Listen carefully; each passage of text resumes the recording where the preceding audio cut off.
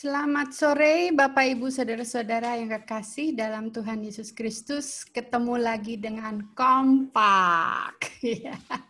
Bagaimana Saat dan Yunike bersinergi dengan gereja-gereja untuk kita melakukan kolaborasi pemuritan keluarga bersama-sama. Program ini masih akan berlangsung tahun 2021, tapi kita sudah mempersiapkan diri sejak sekarang. Ya sudah kali ini ketiga kali saat online course mempersiapkan pemimpin gereja, guru-guru, dan hari ini para pelayan, para pelaksana ya di dalam pembinaan keluarga di gereja kita bersama-sama hendak mempersiapkan diri. Kita terlebih dahulu masuk di dalam doa, mari kita berdoa. Tuhan, kami mengucap syukur untuk kesempatan kami boleh berkumpul sebagai pelayan-pelayan Tuhan.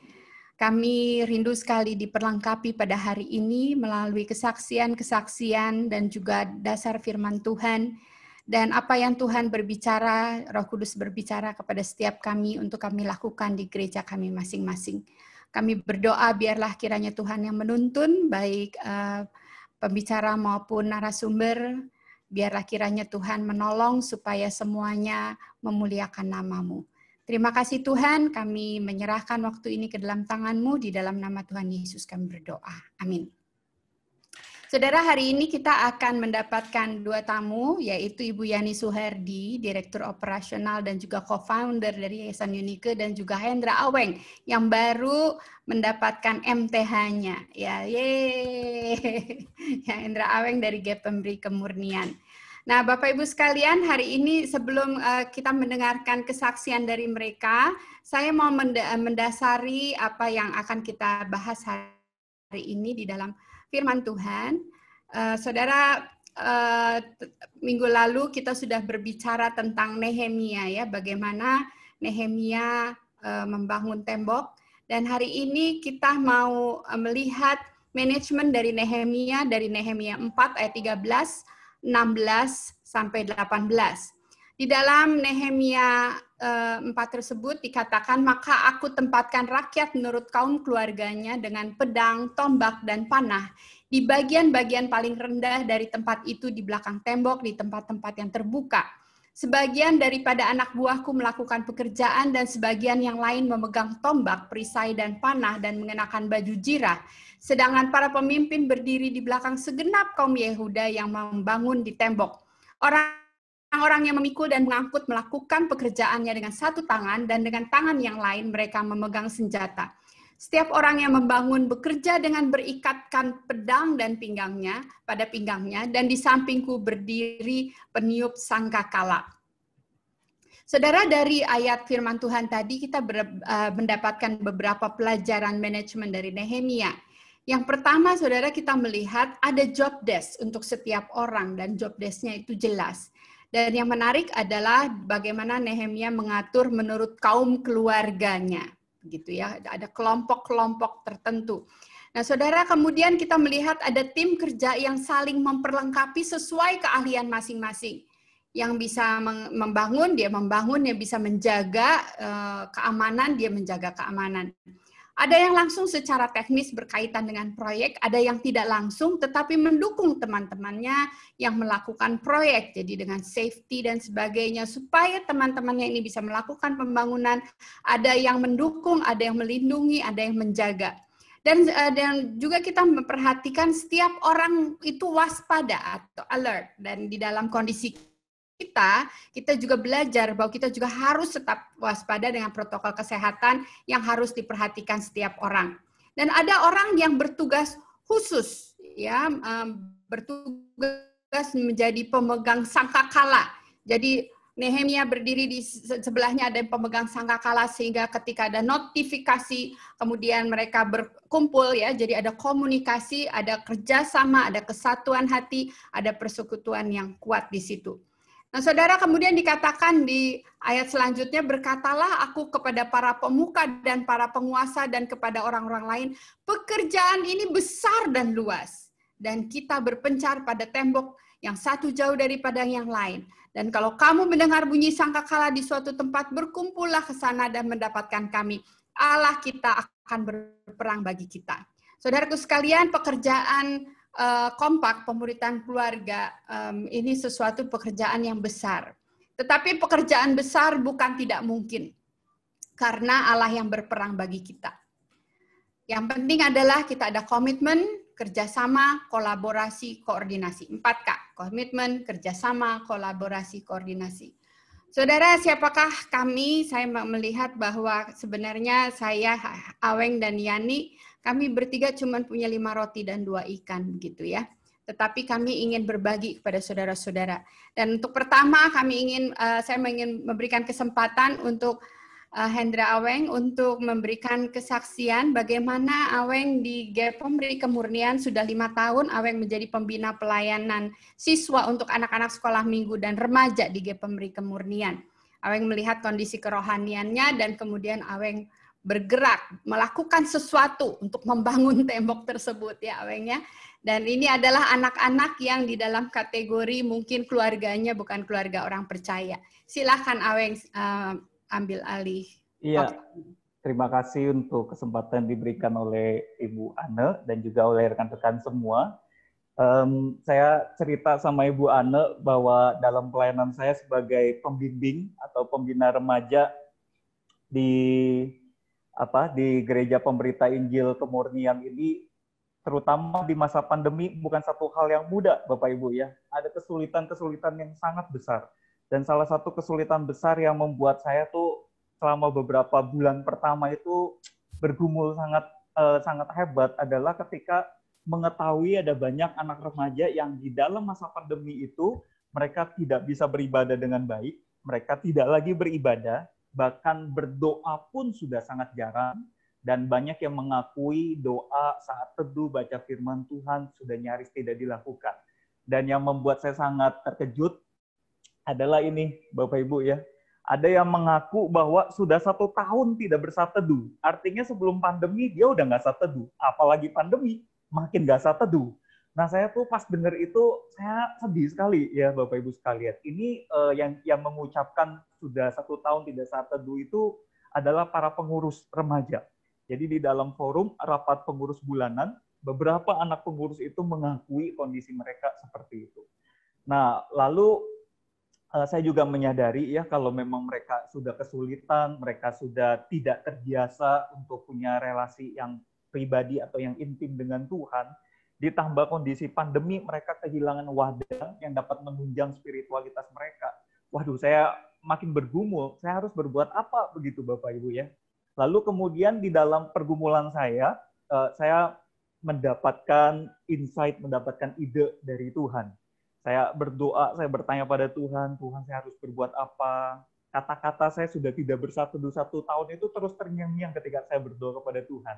Kemudian Tuhan berikan ide, tiba-tiba terbersit pengalaman seperti kita melakukan saat teduh kamar, waktu misalnya kita retreat atau kita camping, Bapak Ibu ya. Jadi dengan anak-anak remaja sebelum pandemi kan setiap tahun pasti ada kegiatan keluar. Entah kita camping, entah kita retreat di kamar itu kalau malam biasa berempat atau bertiga, pokoknya dengan teman-teman sekamar kita tuh ada saat teduh bersama. Kalau di saat ada namanya saat youth camp, itu di kamar juga pasti setiap malam ada tuh satu kesempatan bisa saling sharing atau saling saat teduh begitu ya, malam dan bangun pagi biasa dilakukan bersama-sama. Nah saya ingat waktu saya remaja, saya senang kesempatan itu. Dan saya selama melakukan bersama dengan anak remaja, saya lihat remaja juga senang. Bahkan saya ingat dalam salah satu retreat pernah ada anak remaja begitu pulang dia bilang dia merindukan andai kata bisa setiap malam saat teduh seperti itu. Nah waktu saya teringat bayangan itu, saya pikir wah situasi sekarang memungkinkan nih kita buat seperti saat teduh kamar seperti itu tapi secara virtual, secara online. Maka akhirnya terbersitlah ide merintis sate grup online. Sebenarnya ini sederhana bentuknya ya Bapak Ibu ya. Jadi saya mau ceritakan yang mungkin juga Bapak Ibu saudara sudah lakukan di gereja atau tempat pelayanan saudara sendiri gitu ya. Tapi izinkan saya berbagi, karena ini kronologi memang terjadinya di masa pandemi, jadi saya rindu bagikan, barangkali bisa jadi berkat buat Bapak Ibu sekalian. Nah, jadi saya tuh tujuannya simpel aja, lewat wadah yang sederhana ini berharap minimal remaja ini bisa saat teduh seminggu sekali. Tetap saya dorong mereka, kalau bisa kamu setiap hari ada saat teduh. Tapi saya berharap dengan 1 minggu 1 kali mereka bisa satu grup secara online, nanti nggak ada lagi yang bilang, saya bolong 1 tahun. Nah, itu target minimum yang rencananya saya mau ajukan kepada mereka. Kemudian yang kedua, kerinduan saya juga adalah mereka setidaknya punya kesempatan untuk mengalami persekutuan atau perjumpaan pribadi dengan Tuhan. Dan yang ketiga, yang tidak kalah penting adalah mereka bisa bertumbuh ya, jadi tidak mandek. Seminggu sekali kalau ada momen ini, setidak-tidaknya kita bisa terus support mereka untuk bertumbuh di dalam Tuhan. Nah, lalu langkah-langkah yang saya lakukan adalah seperti ini, Bapak Ibu. Yang pertama, saya men-sharekan ide ini ke beberapa aktivis remaja. Karena nggak mungkin saya kerjakan sendirian. Ya, ini ada begitu banyak remaja, saya handle sendiri, waduh, saya terbatas sekali. Jadi saya kan kita ada ya beberapa remaja yang masih aktif, yang masih saat teduhnya masih oke. Nah, beberapa yang aktif dan yang masih oke ini, saya sharekan idenya. Lalu saya minta bantuan mereka. Nah, yang pertama saya minta beberapa yang sudah senior, yang bisa memimpin, untuk memimpin. Nah, satu remaja yang senior ini saya minta memimpin satu grup, begitu ya. Nggak semuanya mau, Bapak Ibu. Jadi hanya ada sekitar 3 remaja lah yang mau bantu pimpin. Kemudian ada juga sebagian remaja yang mereka nggak siap memimpin, tapi mereka siap untuk jadi PIC, yaitu person in charge. Ini sejenis ketua kelas, Bapak Ibu ya. Jadi kalau kita di kelas biasa ada ketua kelas gitu. Nah, ini nggak sulit ya, saya minta mereka, saya bilang nggak susah kerjaannya, pokoknya kamu tuh kayak ngumpulin teman-teman kamu, terus nanti setelah sudah ada kesepakatan waktunya, kamu yang call-nya itu pakai WhatsApp, Bapak Ibu ya, kan WhatsApp grup call itu bisa menampung 8 orang. Kemudian saya minta dia yang call dan dia yang reminder, dia yang ingatkan. Jadi dia meremind, dia yang karena remaja ini kan ada kecenderungan suka lupa sama jadwal ya. Kalau nggak diingetin, biasanya tuh udah jamnya pada lupa begitu. Jadi saya bilang, kamu nanti kayak misalnya kita udah janjian nanti malam, siangnya kamu mesti ingetin. Itulah tugas PIC. Nah, sebenarnya ini ada tujuan atau maksud saya kenapa saya minta PIC. Bisa aja sih saya yang kerjakan, tapi selain ini bisa meringankan beban, tapi ini juga menjadi kesempatan buat PIC ini belajar melayani, Bapak Ibu.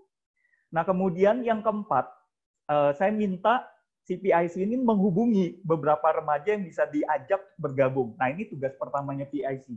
Kalau saya hubungi semua sendirian, rasanya saya bisa kalah sama waktu ya. Mungkin pandemi selesai baru saya berhasil hubungi semua. Tapi karena saya minta bantuan beberapa PIC ini, akhirnya bisalah dihubungi cukup banyak anak remaja itu. Nah, jadi saya minta dia hubungi teman-teman satu kelompoknya. Jadi PIC ini sudah punya target yang akan diajak untuk bergabung dalam kelompoknya. Nah, dia hanya menghubungi anak-anak remaja itu tuh. Nah, saya juga membantu menghubungi karena PIC-nya juga terbatas ya. Jadi saya ada menghubungi juga beberapa anak yang akan saya pimpin dalam kelompoknya. Nah, kemudian yang langkah kelima, kami mulai kelompokkan nih anak-anak remaja yang mau untuk diikut sertakan dalam sate grup online ini, yaitu anak-anak yang sesuai dengan kedekatannya. Jadi misalnya kalau sehari-hari kita sudah lihat si A, si B, dan si C ini selalu nempel. Mereka memang sudah teman satu sekolah, teman satu kelas. Nah, ini pasti kalau kita ajak untuk teleponan, mereka mau. Tapi kalau nggak teman dekat, kita ajak teleponan, wah itu pasti mungkin sulit ya. Pertama, belum tentu mau. Kedua, kalaupun mau, nggak nyaman, karena nggak kenal dan nggak dekat. Jadi kita kelompokkan sesuai dengan kedekatan-kedekatannya. Nah, yang berikutnya, kita sepakati waktu pelaksanaannya. Sesudah terkumpul anggota-anggota ini, kemudian di dalam kelompok masing-masing, kami buat kesepakatan waktunya. Nah, kesepakatan waktunya ini agak gila-gilaan, Bapak Ibu ya, karena ini anak-anak remaja, jamnya mereka itu jangan dibayangkan jamnya mereka mau seperti kita jam 5 begini, jam 7. Wah, mereka nggak ada yang mau deh. Kalau jam-jam seperti ini, biasanya mereka udah nggak mau. Tapi waktu kita bilang, kamu biasa tidur jam berapa? Mereka kan tidurnya juga udah berantakan ya. Ada jam 11, ada yang jam 12. Nah, akhirnya ada tuh yang satu teduh kelompoknya rata-rata sekitar jam 9, bahkan ada satu kelompok yang minta jam 10. Jadi Bapak Ibu bisa bayangkan, ya inilah jamnya mereka, di mana mereka merasa sudah ada di atas ranjang dan bersiap-siap tidur. Seperti mereka kalau camping atau mereka lagi retreat, ya jam 9 atau jam 10 itulah yang enak di kamar untuk bisa ngobrol gitu ya. Dan durasinya juga disepakati Bapak Ibu ya. Nggak semua remaja demen atau suka ngobrol panjang-panjang. Jadi biasanya kelompok yang remaja putri itu bisa setengah jam ke atas, sampai 1 jam juga tahan. Tapi remaja yang putra itu 15 menit rasanya udah nggak tahan. Nah jadi kita harus atur ya, yang memang cuma bisa 15 menit ya nggak apa-apa. Kita bilang sama mereka ya 15 menit ya nggak lama-lama gitu. Nah, kemudian yang terakhir sebagai pembina kita harus sangat bersiap memimpin banyak kelompok. Karena kan tadi saya katakan nggak semua remaja siap dilibatkan. Jadi saya sendiri mimpin ada sekitar 5 kelompok dalam 1 minggu. Ya, itu 1 minggu 1 kali kita janjian waktu dan karena keterbatasan saya cuma bisa handle 5 kelompok ini aja. Tapi kalau memang nanti perlu ya kita perlu atur lagi. Itu sudah resiko kita sebagai pembina harus take over bagian yang tidak bisa diambil alih oleh rekan-rekan kita yang lain. Nah, dari kegiatan ini Bapak Ibu sudah jalan kurang lebih 3 bulanan. Dan dalam 3 bulan ini saya sangat bersyukur. Awalnya saya hanya berharap mereka punya kebiasaan untuk seminggu sekali saat teduh begitu ya Bapak Ibu. Tapi ternyata ada beberapa dampak positif lain yang buat saya pribadi ini menjadi sebuah berkat ya, mungkin berkat yang tidak kami duga sebelumnya. Misalnya yang pertama, ini jadi kesempatan buat setiap remaja itu punya kesempatan belajar memimpin doa. Nah, kan biasa sebelum mulai saat teduh atau mengakhiri saat teduh kita akan berdoa. Awal-awal selalu saya yang pimpin kalau di kelompok saya ya. Saya memimpin awalnya dan akhirnya. Tapi pelan-pelan saya minta, si A, saya minta, boleh nggak A mimpin doa? Ada yang nggak mau, Bapak Ibu. Kalau nggak mau ya kita jangan paksa ya. Kemudian saya masih saya yang doa. Minggu depan saya minta si B gitu. Nah si B begitu mau, nanti minggu berikutnya saya balikin ke si A. A, apakah sekarang sudah mau? Mau loh Bapak Ibu. Jadi yang awalnya nggak mau, ketika teman-temannya pelan-pelan ada yang mau, akhirnya dia mau juga. Nah buat saya ini satu kesempatan yang belajar yang baik buat dia ya untuk bisa memimpin doa. Yang berikutnya, kesempatan juga belajar untuk sharing, untuk bersaksi dan memimpin saat teduh. Nah, ada satu waktu, kan awal-awal 1 bulan, 2 bulan gitu, 1,5 bulan lah, itu setiap minggu saya teruskan. Lalu ketika sudah saya lihat mereka udah cair, masuk ke bulan kedua, saya bilang begini sama mereka. Saya bilang, kamu lama-lama kalau dengar Koko yang ngomong terus pasti bosen. Nanti begitu kalau dibilangin nanti mau saat teduh ya, wah kamu udah bosen ngebayangin suara Koko. Nah supaya fresh, supaya nggak bosen harus ada variasi. Sesekali kalian dong yang sharing. Boleh nggak salah satu dari kalian? Terus kan di antara mereka misalnya PIC-nya biasanya kan yang udah punya leadership itu ya. Kita misalnya kita bilang, bagaimana kalau ini si PIC-nya mimpin ya? Waduh kok nggak siap. Terus akhirnya saya bilang, ya nggak harus minggu depan, 2 minggu deh. Aduh jangan kok 3 minggu deh. Oke 3 minggu. Nah intinya mereka mau dulu Bapak Ibu ya. 3 minggu pun mereka 3 minggu tuh ternyata mereka gumulkan bener-bener Bapak Ibu. Jadi 3 minggu yang tidak tenang sebenarnya buat mereka. Tapi itu sehat buat mereka. Ketika masuk ke minggu ketiga, saatnya mereka share, waduh sharingnya tuh keren loh Ibu-Ibu, Bapak Ibu sekalian ya. Jadi sharingnya bagus-bagus. Saya beberapa kali mendengar sharing mereka sampai terharu sekali. Rasanya kalau nggak pandemi, nggak pernah dengar mereka sharing. Tapi gara-gara pandemi begini, mereka jadi bisa sharing satu-satu begitu. Nah, kemudian juga memberikan kesempatan buat mereka belajar melayani. Mereka ini kan kehilangan kesempatan melakukan pelayanan ya, karena tidak bisa bersekutu seperti normal sebelum pandemi kan banyak wadah pelayanan ya, bisa jadi panitia, bisa jadi penyambut, bisa jadi pengedar kantong kolekte, memimpin doa syukur dan sebagainya. Sekarang nih kesempatan pelayanannya semakin sedikit. Tapi saya katakan pada mereka dalam kelompok ini kita bisa melakukan sebuah pelayanan, minimum pelayanan doa. Kita berdoa untuk para dokter, para suster, buat negara kita, buat teman-teman kita ya yang sedang kesusahan. Wah, ini satu kesempatan belajar melayani yang baik ya. Dan mereka mulai belajar melihat doa itu sesuatu yang penting. Dan ini juga membuka kesadaran mereka nggak sendirian. Nah, Bapak Ibu, ada beberapa remaja yang ketika mereka naik dari SMP ke SMA, mereka pindah ke SMA yang baru. Dan ada beberapa remaja yang memang tipenya sangat sulit membuka pertemanan. Dan mereka jadi anak baru di SMA baru, gak ada teman. Mereka bilang mereka rasa sendirian sekali. Nah, waktu kita ada kelompok seperti ini, kita bilang sama anak-anak ini, kamu gak sendirian. Memang mungkin belum dapat teman, tapi kalau belum dapat teman pun ingat, kita ini teman kamu. Kelompok ini kan teman kamu. Setiap minggu kita bisa ketemu, kita akan support kamu. Kamu ada kesulitan apa, please share. Kamu gak alone, kamu gak sendirian. Nah, yang terakhir, ini juga mengajarkan mereka untuk peduli ya dan saling mendukung.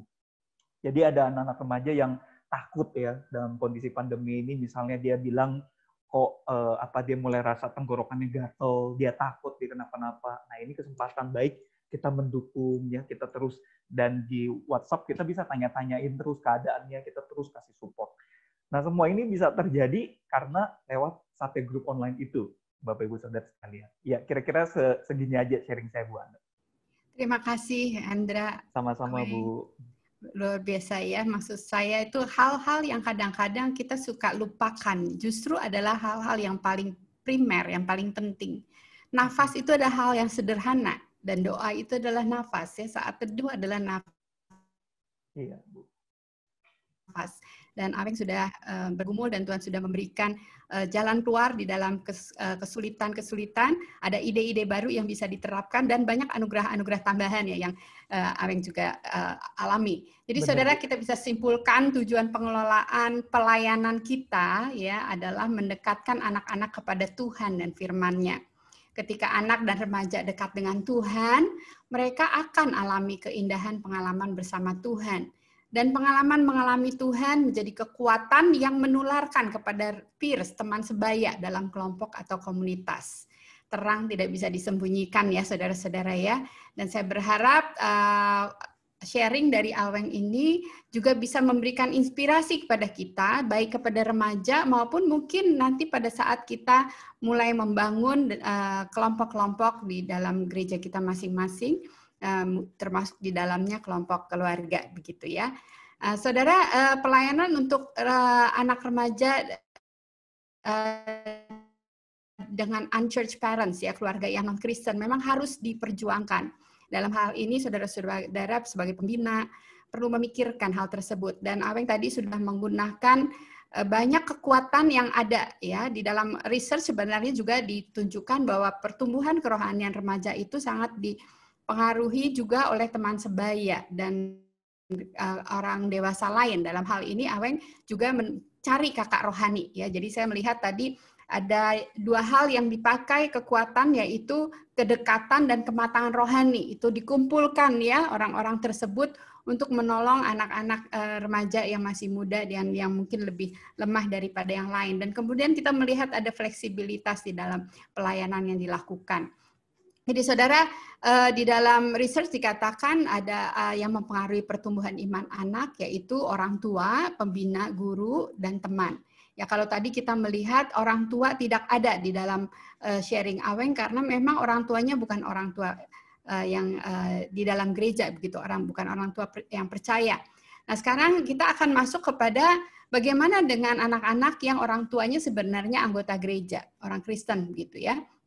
Dan di dalam research sebelum-sebelumnya dalam seminar-seminar yang saya dan suami saya sudah berikan, kita sudah menunjukkan bahwa ternyata orang tua itu mempunyai pengaruh yang sangat-sangat besar, gitu ya, yang sangat besar. Jadi dari persentase orang tua itu mempunyai pengaruh yang sangat besar. Nah, hari ini kita mengundang Bu Yani, Ibu Yani Suhardi, sebagai co-founder Yayasan Unike dan juga sekaligus Direktur Operasional Yayasan Unike. Jadi kalau saya sebagai pendiri kemudian duduk saja, kalau Bu Yani berdiri dan berlari begitu ya. Jadi kita mau mendengarkan dari Bu Yani terlebih dahulu. Bu Yani, Yayasan Unike banyak bergerak di dalam pembinaan orang tua untuk mendidik anak-anaknya dalam Tuhan. Di dalam masa pandemi apa ikut terdampak karena mereka mestinya sudah terbiasa ya? Ya. Terima kasih Ibu Ana buat kesempatannya. Sebenarnya kita berlari bersama-sama ya. Oke ya, Bapak Ibu sekalian, saya bersyukur hari ini boleh berbagi ya. Nah itu dia gitu ya. Yayasan Unike ini kami sudah bersama-sama melayani kira-kira sekitar 24 tahun. Dan pandemi ini tentu saja ya sangat berdampak kepada kami ya. Kami cukup terkejut, kami juga terkaget-kaget begitu ya. Dan kami bersama-sama sebetulnya sedang berkaca gitu ya, berkaca dan harus berbenah. Ternyata 24 tahun kami melayani dan waktu Tuhan izinkan hal ini terjadi, menolong kami untuk bagaimana kami bisa fleksibel dipakai Tuhan di dalam kondisi apapun. Yang ini yang akan kita bagikan. Jadi Bu Ana, tadi Bu Anu tanyakan bagaimana, apakah berdampak? Sangat berdampak. ya. Secara khusus untuk sahabat Kristus ya, sahabat Kristus itu adalah sebagai mitra bagi orang tua dalam pendidikan iman anak. Di dalam masa pandemi, orang tua di rumah saja, ternyata mereka juga kebingungan, terutama di dalam keterampilannya membicarakan tentang iman yang selama ini sedang yang terus diperjuangkan oleh Yayasan Unike begitu ya, oleh sahabat Kristus. Mereka juga cukup kebingungan dan kami mulai berpikir seharusnya bagaimana kami memberikan pendampingan yang efektif, yang tepat di masa-masa online ini gitu ya. Jadi mungkin kita harus merubahnya di dalam yang terdahulu di dalam offline dengan tidak bertemu. Itu sih Bu Ana kira-kira kondisinya. Ya, jadi kita pengen tahu juga tuh Bu Yani, karena untuk memindahkan dari offline ke online itu sesuatu yang nggak gampang ya. Ya, betul sekali. Khususnya Bu Yani sebagai direktur operasional ya, yang mengelola segala macam dari atap sampai ke selokan gitu istilahnya, dari yang besar sampai yang kecil.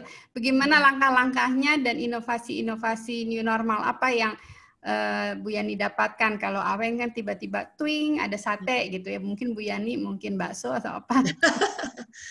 Silakan Bu Yani. Ya, saya sangat terharu tadi dengar sharingnya Aweng ya. 3 bulan ini begitu menikmati anugerah Tuhan. Kalau kami di Yayasan Unike, saya tidak sendirian. Saya bersyukur begitu ya, karena teman-teman pengurus bersama-sama menyadarinya. Jadi kita seperti kesetrum sama-sama begitu ya. Kita ikut sama-sama kaget. Jadi langkah-langkah yang kami lakukan adalah pertama-tama kami sama-sama menyadari dan mensosialisasikan bahwa kita dalam kondisi yang krisis nih ya. Jadi ada Pak Christian gitu ya yang bergerak di dalam di dunia usaha begitu ya, sangat menolong kami melihat bagaimana sebetulnya di luar juga ini berdampak bukan hanya kepada Unike atau orang-orang Kristen, tetapi berdampak pada dunia begitu ya. Jadi kami bersama-sama tuh para pelayan dan orang-orang yang dilayani bersama-sama terlebih dahulu menyadari di dalam posisi sedang krisis begitu ya. Jadi waktu kami bersama-sama menyadari bahwa kita dalam kondisi yang krisis, kami juga kemudian dapat mendorong untuk bagaimana bangkit di dalam krisis ini bersama-sama begitu ya. Jadi bukan hanya krisis ini bukan hanya milik pengurus begitu ya, pelayanan stuck gitu. Tetapi ini menjadi masalah bagi kita semua begitu. Nah, kemudian saudara-saudara sekalian, Bapak Ibu, setelah kami menyadari adanya krisis, kami mulai itu mengadakan seminar-seminar membukakan kira-kira apa yang terjadi dengan adanya pandemi ini, baik di dunia usaha, baik di dalam hal relasi orang tua dengan anak, dan secara khusus karena orang tua menghadapi banyak sekali problem waktu mendampingi anak-anak belajar online, begitu ya. Wah, itu luar biasa ya, dari kita ketawa-ketawa baca SMS-nya orang tua, begitu ya. Lucu-lucu gitu ya, yang marah-marah sama gurunya, saking stresnya, begitu ya. Sampai kami jadi akhirnya mengadakan beberapa seminar-seminar selain bagaimana menghadapi krisis ekonomi dan juga bagaimana menghadapi dampak-dampak bekerja di rumah dan bagaimana belajar di rumah begitu. Nah, kemudian langkah yang berikutnya kami bersama-sama sebetulnya sekali lagi saya dengan banyak pengurus mencari ide ya. Kan waktu kalau kita ingat di bulan Maret April itu kita banyak makanan enak sebetulnya ya, semua gereja buat seminar gitu ya, bukan cuma gereja ya. Secara umum pun banyak sekali seminar-seminar online ya, bahkan gratis dari universitas yang sangat baik begitu. Nah, Bapak Ibu sekalian, jadi itu masa-masa kami kemudian mencari ide-ide dan kemudian mulai berpikir ide yang mungkin yang paling tepat yang bisa kami lakukan bagi pelayanan keluarga ini. Karena kan kami khusus ya di dalam pelayanan keluarga, bagaimana menolong orang tua kembali melakukan perannya, saudara-saudara sekalian. Memang ada masa-masanya kita selalu takut waktu mau melayani orang tua atau memberikan tugas orang tua. Wah, mereka udah terlalu capek. Tugas mereka sudah terlalu banyak begitu ya. Kalau kita ajakin lagi seminar, wah mereka bisa ngepul begitu ya. Tapi saudara-saudara sekalian di dalam hari-hari berikutnya, mungkin saya boleh minta Pak Bunha membantu untuk share. Ya. Nah, saudara-saudara sekalian, selain kami mencari ide-ide kreatif apa, inovasi-inovasi apa di dalam menolong untuk orang-orang yang kami layani di Yayasan Unike, kami juga mulai mengadakan survei. Apa sih sebetulnya kebutuhan-kebutuhan mereka, begitu ya? Jadi di dalam survei itu kami mendapatkan tadi mereka butuh untuk bagaimana mereka bertahan dalam sisi ekonomi. Mereka butuh bagaimana membangun relasi yang lebih real lagi di dalam rumah saja, begitu ya. 24 jam bersama suami dan bersama dengan anak-anak remaja mereka, dan juga anak-anak pemuda mereka, begitu saudara-saudara sekalian. Jadi langkah-langkah yang kemudian kami lakukan adalah, silakan next. Kami memulai dengan cek toko sahabat, saudara-saudara sekalian, ya. Jadi pendekatan krisis ekonomi, kami mengingat bahwa mereka butuh secara ekonomi juga dibantu, begitu ya. Jadi apa yang kami lakukan, kami membuat satu Instagram, ya, Instagram untuk orang-orang tua, begitu ya, untuk teman-teman yang baru memulai usaha, diberi semangat untuk berani melangkah, gitu ya. Dan kami sendiri mulai membagikan semangat untuk beli di toko sahabat, gitu ya, namanya cek toko sahabat makanya ya, gitu ya. Karena toh kita mesti belanja, kita toh mesti beli sesuatu, begitu ya. Nah, jadi cek toko sahabat ini memang khusus para penjualnya adalah anggota Unike ataupun alumni Unike, begitu ya, alumni yang pernah kami layani, begitu, orang tuanya, anaknya, gurunya, para pelayan boleh, gitu ya, untuk mempromosikan usaha, memulai usahanya di Instagram, begitu ya. Jadi kami buka namanya cek toko sahabat, kemudian kami mulai mempropagandakan, gitu ya, dan memberikan semangat untuk teman-teman yang lain berbelanja di cek toko di Instagram kami, di cek toko sahabat. Nah, kemudian hal yang lainnya adalah, silakan next, Pak Bunhaus, ya. Dan kami mulai tuh, teman-teman sekalian, kami menyadari bahwa kadang-kadang kita sudah begitu banyak tahu tentang pentingnya peran kita, ya, orang tua, begitu kan, di Yayasan Unike, setiap orang tua mendapatkan pembinaan-pembinaan tersebut. Tetapi pada saat menghadapi pandemi dan betul-betul 24 jam di rumah bersama pasangan dan bersama anak-anak, mulai kebingungan bagaimana langkah praktisnya untuk melakukan hal-hal yang kita sudah tahu itu, begitu ya. Oleh karena itu, akhirnya kami melakukan pelatihan-pelatihan praktis, yang namanya Terabas Yuk, katanya, training bareng, asik seru, gitu ya. Jadi kami membuatnya sangat singkat, 1 jam, gitu ya, 45 menit dengan bahan-bahan, dan kemudian setengah jam berikutnya tanya-jawab. Jadi hal-hal yang kami berikan di dalam hal ini adalah hal-hal yang hanya langkah-langkah praktis, gitu ya. Tentunya dengan prinsip-prinsip nilai kekristenan, saudara-saudara sekalian. Karena sebetulnya kalau hal-hal yang bukan nilai kekristenan, banyak sekali ya, kita tinggal cari di angka Google, banyak sekali jawabannya. Tetapi kadang-kadang bagaimana ya menerapkan iman Kristen kita? Bagaimana kita tetap bisa membicarakan tentang hal iman kepada anak-anak kita di rumah, di dalam kita juga ada tekanan. Jadi kami, tadi tuh ya, emosional bottom, kemudian bagaimana kita pola komunikasi, itu tema-tema yang sederhana, yang praktis, yang kami angkat kemudian. Kemudian berikutnya adalah, silakan Pak Bunhau, next. Ya, nah saudara-saudara sekalian bersyukur ya, ada Mama Apit ya. Jadi kami tidak hanya melakukan pembinaan-pembinaan orang tua, tetapi Ibu Ane sebagai Mama Apit ini melakukan pelayanan anak-anak ya. Setiap hari, wah, luar biasa, jadi sangat produktif di rumah ya. Ada cerita-cerita Apit yang menghibur anak-anak begitu. Jadi anak-anak setiap pagi nunggu, Apit mau cerita apa hari ini ya. Jadi banyak pesan sponsor lama-lama. Ya, jadi saya bersyukur. Kita juga bukan hanya memperlengkapi orang tuanya, tetapi anak-anak juga ada pelayanan firman. Berikutnya, next. Berikutnya adalah kami juga ini, Bapak Ibu sekalian. Waktu memulainya kami mengumpulkan ujung tombak kami, yaitu para pemimpin KTB. Mereka adalah mentor-mentor perpanjangan kami. Jadi kira-kira di tempat kami memang tidak terlalu banyak ya. Kami ada sekitar 200 something gitu ya. Jumlah anggota keluarga kami ya di Yayasan Unike. Nah, kemudian kami mengajak para pemimpin KTB untuk kembali tuh bersemangat. Karena ternyata di dalam kelompok KTB tadi seperti berdoa di dalam kelompok KTB remaja ya. Ternyata dengan bekerja di rumah kita punya waktu gitu ya. Karena anggota-anggota kami kan ada yang rumahnya jauh-jauh. Biasanya kalau mau ke KTB kita membutuhkan waktu bisa 3 jam. Untuk transportnya aja kira-kira bisa 1 jam. Tetapi dengan kondisi seperti ini, KTB-KTB malah memungkinkan dan makin seru. Nah ini saya buatkan satu kelompok KTB yang sangat seru begitu ya. Ada salah satu yang anniversary, mereka semua pakai pakaian bagus, atasnya batik, jas gitu ya. Tapi bawahnya lucu, ada pakai celana pendek. Tetapi hal ini ternyata mendekatkan mereka. Nah sekali lagi saudara-saudara sekalian, hal ini kata kuncinya adalah para pelayan atau para mentor menyadari bahwa mereka adalah harus melakukan tugasnya mengembalakan anggota mereka, begitu ya. Next, Mbak Bunho.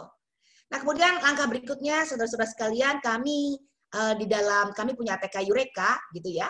Kami kemudian mulai berpikir nih, apa inovasi apa ya yang menolong orang tua untuk mempunyai suatu imajinasi mengisi liburan, karena itu kan Juni ya, bulan Juni itu masa liburan, dan kami sendiri sangat kebingungan gitu ya, orang tua dengan anak di dalam belajar di rumah itu yang seperti apa begitu. Oleh karena itu dengan kami berkumpul dengan ide-ide yang sudah kami dapat, akhirnya kami bersepakat mengadakan acara beli bulan. Ya, beli bulan itu adalah belajar selama liburan, begitu saudara-saudara sekalian. Jadi kami belajar bukan hanya belajar Alkitab di dalam liburan, dan kami bukan hanya belajar tentang ilmu, tetapi bagaimana ilmu dan juga cerita tentang firman Tuhan, nilai-nilai Kristiani digabungkan menjadi satu, begitu ya.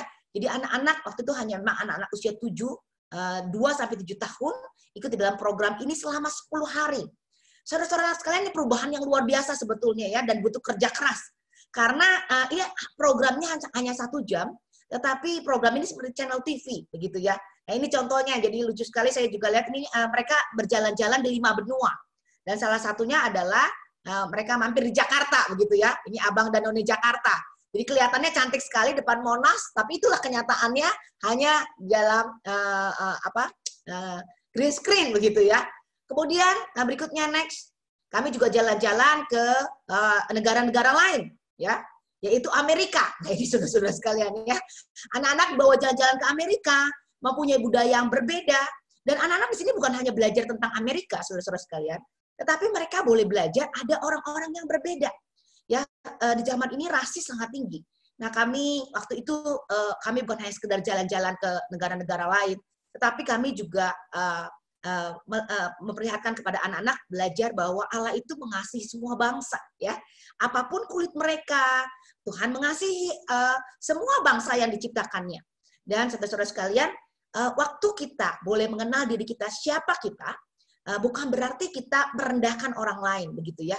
Tetapi di dalam kita mengenal diri kita siapa, anak-anak juga belajar bahwa ada orang yang berbeda dengan kita. Dan orang-orang itu adalah berharga di hadapan Tuhan. Nah ini ceritanya anak-anak sedang ke Texas, begitu ya, para koboi. Jadi ada yang dipasin, ya, tapi tampilannya sangat lain.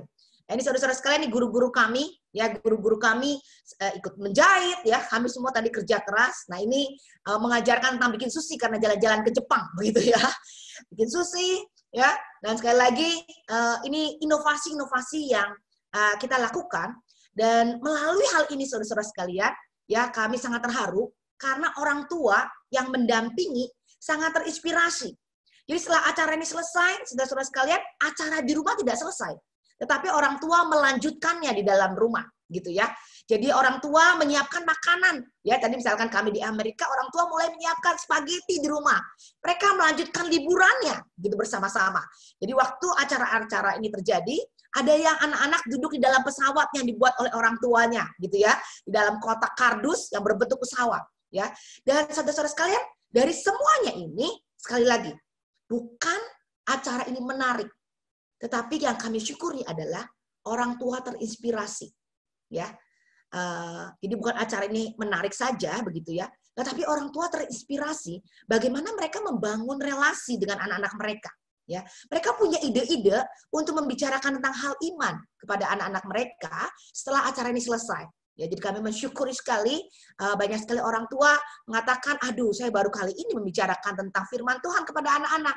Kami jadi benar-benar jalan. Mereka menyiapkan koper bersama-sama ya, dan anak-anak excited sekali. Selama 1 jam menanti-nanti untuk terus ya. Jadi ketika acara sudah selesai, anak-anak sedih gitu ya karena liburannya selesai. Oke, berikutnya. Nah, saudara-saudara sekalian, setelah melalui tahap ini, kami tidak berhenti begitu saja, begitu ya. Kami tidak berhenti begitu saja karena hal yang berikutnya adalah kami perlu mengevaluasi, ya. Hal-hal mana sih yang sesungguhnya tepat bagi gerakan kami? Dari hal-hal manakah yang sesungguhnya dari apa yang kami lakukan ini boleh memberikan semangat yang baru kepada para orang tua yang kami layani untuk masuk ke new normal. Jadi kami mengevaluasi kembali dan kami kembali memperlengkapi diri kami. ya. Nah, saudara-saudara sekalian, ini terus terang ya, saya juga mengatakan ini 3 bulan yang sangat melelahkan bagi semua pelayan. Saya sangat menghormati semua teman-teman pelayan yang berjerih lelah ya, yang terus-menerus melakukan rapat maraton ya, menggunakan Zoom terus-menerus untuk mencari tadi, melakukan yang terbaik dipakai Tuhan untuk hal itu. Dan saudara-saudara sekalian, mungkin yang ingin saya bagikan adalah di dalam hal ini kami melakukan pendataan saudara-saudara sekalian untuk mengerjakannya. Apa sih, Bu Yani? Mungkin ya pertanyaannya, apa yang tahap-tahapnya seperti apa? Nah, tahap-tahapnya saudara-saudara sekalian, yang pertama dilakukan oleh kami adalah kami mendata sumber daya kami itu punya apa aja sih, begitu ya. Karena kami percaya bahwa Tuhan sebenarnya sudah memperlengkapi, tapi mungkin dari dulu kami belum melakukannya secara optimum. Oleh karena itu, kami mulai mendata sumber-sumber daya manusia, sumber-sumber daya apa saja yang ada pada kami. Yang pertama adalah para pelayan, saudara-saudara sekalian. Kami menyadari bahwa tidak semua pelayan, tidak semua guru bisa berbicara ya di depan kamera seperti ini, begitu ya. Apalagi dilihat sama orang tuanya, gitu ya. Nah, jadi saudara-saudara sekalian, kami mulai memilah-milah. Para pelayan yang lebih nyaman untuk di belakang layar, mereka menyiapkan tadi program-program, memikirkan apa yang mesti dibicarakan, apa yang mesti ditayangkan.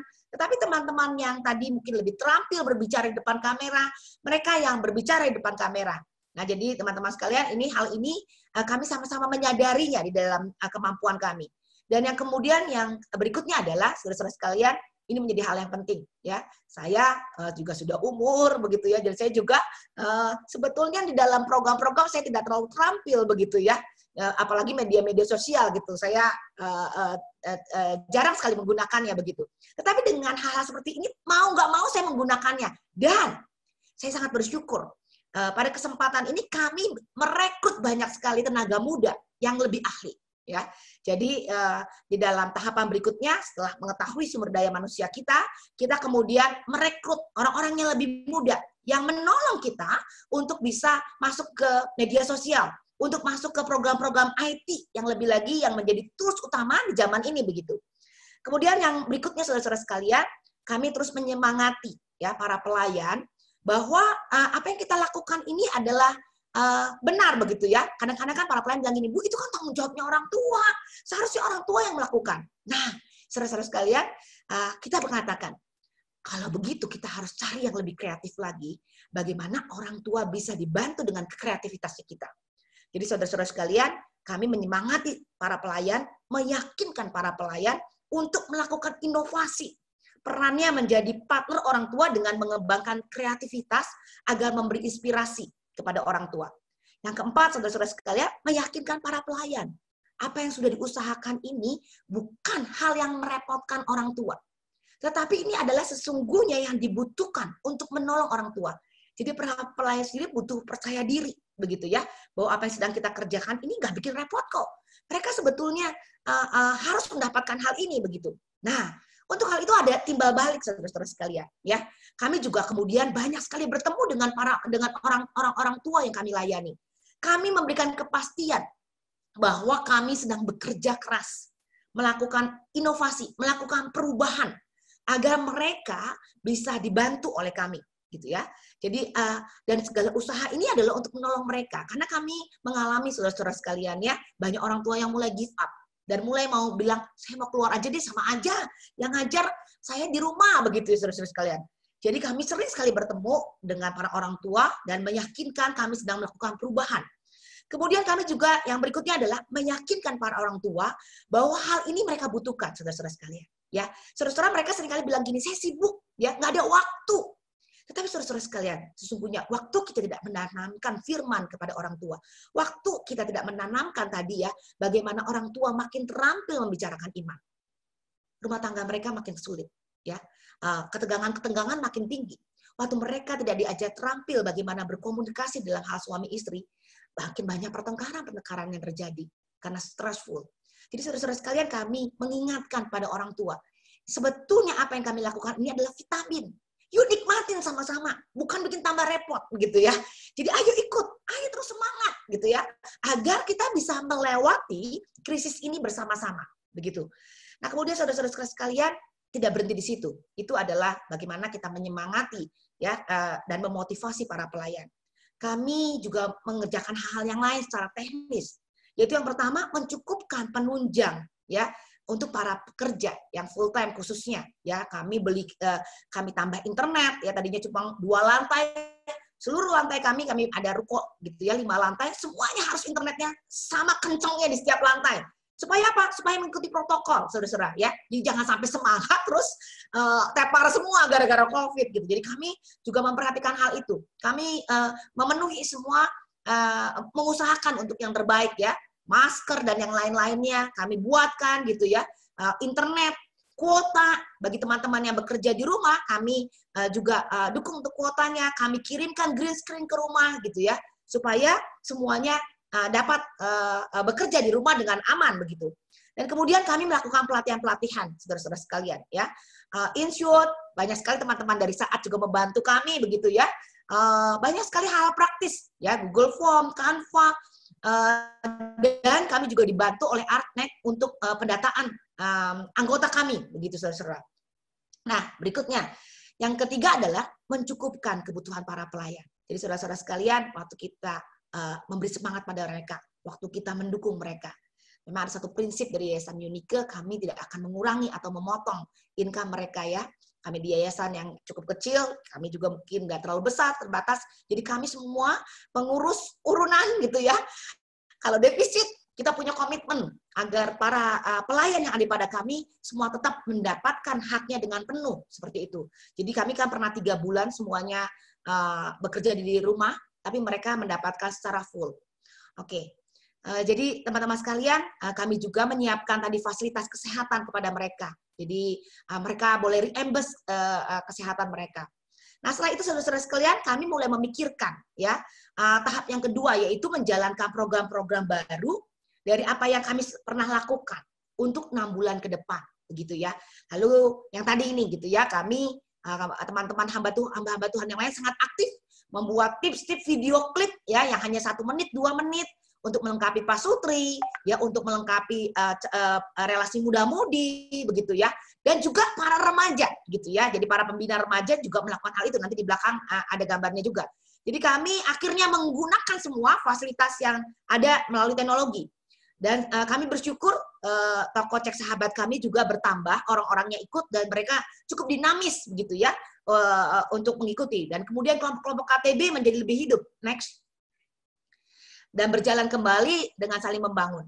Dan ini saudara-saudara sekalian, tadi yang tadi beli bulan, kami kemudian adakan sekolah ya Eureka dengan program yang tadinya hanya percobaan gitu ya, dengan channel Eureka akhirnya kami mantapkan selama 6 bulan ke depan. Kami putuskan untuk online, dan ini hari kemerdekaan kita bisa bersama-sama ada menaikkan bendera, baca UUD 45 gitu ya, baca Pancasila, anak-anak sangat semangat luar biasa. Next. Ya, jadi saudara-saudara sekalian, kemudian secara khusus untuk bina iman keluarga sahabat Kristus. Ya, nah saudara-saudara sekalian, ini adalah pelayanan secara khusus untuk bagaimana para orang tua dengan konsen melakukan perannya menjadi pemegang utama di dalam membina iman anak-anak di rumah. Kami kemudian dari beli bulan menjadi satu program Rai Bintang tadi ya, yaitu mempersiapkan generasi ilahi untuk masa yang akan datang. Nah, saudara-saudara sekalian, kemudian kami mulai nih ya mengevaluasi bagaimana penyampaian firman yang lebih tepat.